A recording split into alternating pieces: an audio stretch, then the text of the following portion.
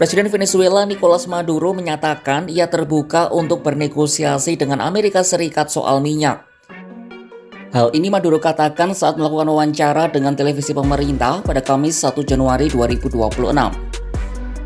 Awalnya Presiden Venezuela itu menjelaskan ia telah berbicara dengan Presiden Amerika Serikat Donald Trump pada November 2025 lalu. Percakapan itu ia sebut dilakukan dengan penuh kehormatan. Ahí estuve viendo especulaciones sobre una segunda conversación. Nosotros hemos tenido, Ramón, una sola conversación. Él me llamó el viernes 21 de noviembre desde la Casa Blanca estaba. Y yo estaba en el Palacio de Miraflores. Conversamos 10 minutos.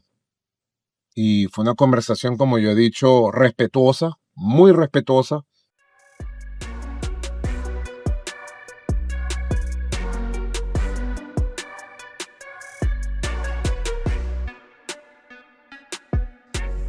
Dalam percakapan itu, ia mengaku telah memberitahu kepada pemerintah AS bahwa Venezuela siap membahas kesepakatan untuk memerangi perdagangan narkoba.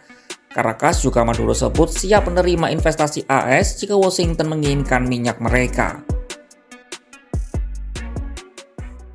Y el gobierno de Estados Unidos lo sabe porque se le hemos dicho a muchos de sus voceros que si quieren conversar seriamente de un acuerdo de combate contra el narcotráfico, estamos listos.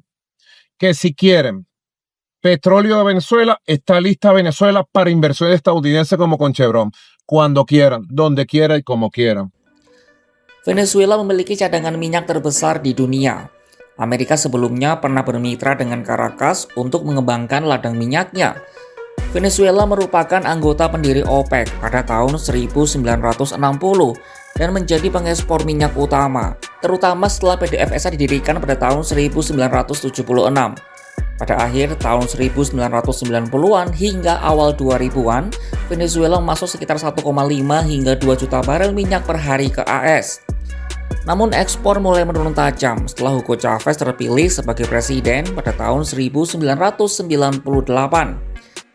Chavez membentuk kembali sektor minyak negara itu, menasionalisasi aset, merestrukturisasi PDVSA, dan prioritaskan tujuan domestik dan politik di atas pasar ekspor tradisional.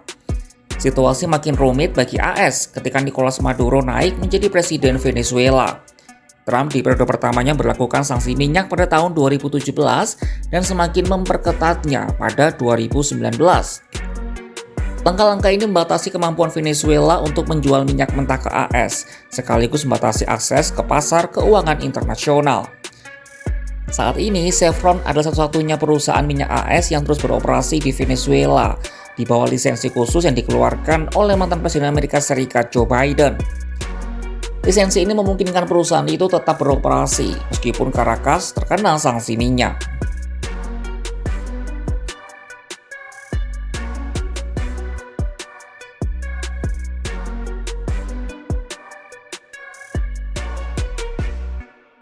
Saat ini ketegangan antara Amerika Serikat dan Venezuela semakin tinggi. Sebelum akhirnya Maduro menyatakan siap membuka negosiasi dengan Trump, serangan darat pertama dilakukan Amerika terhadap Caracas pada Senin 29 Desember 2025 lalu.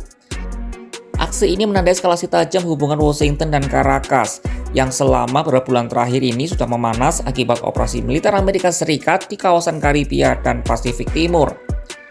Trump secara terbuka mengklaim telah terjadi ledakan besar di area dermaga Venezuela. Trump menyebut lokasi itu sebagai tempat utama pemuatan narkoba ke kapal-kapal kecil. Meski begitu, ia tidak mengungkap secara rinci siapa pelaku operasi tersebut dan di mana persisnya serangan dilakukan, selain menyebut kawasan pesisir Venezuela.